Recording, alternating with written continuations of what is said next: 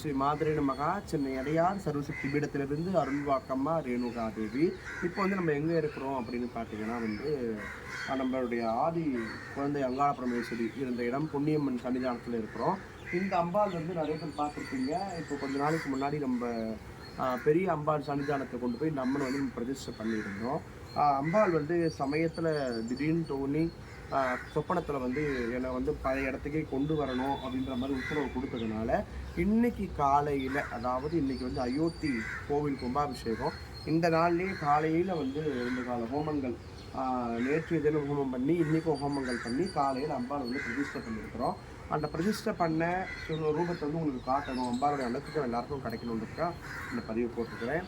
தொடர்ந்து இன்றைக்கி வந்து அயோத்தி கோவில் கும்பாபிஷேகம்.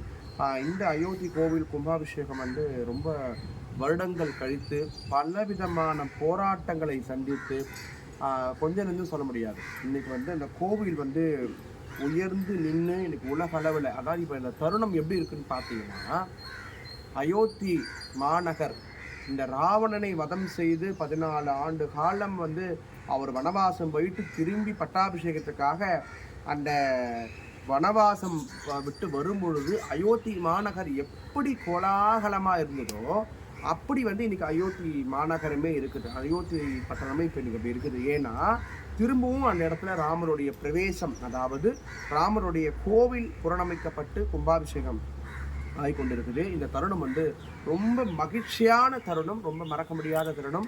பலவிதமான போராட்டங்களையும் பலவிதமான கஷ்டங்களையும் தாண்டி இன்னைக்கு மோடி ஐயா அவர்களால் இந்த பல பேருடைய கனவுகள் இன்னைக்கு நினைவாக்கப்பட்டு நம்மளுடைய ராமர் கோவில் கும்பாபிஷேகம் இப்போ நடந்துக்கிட்டு இருக்குது.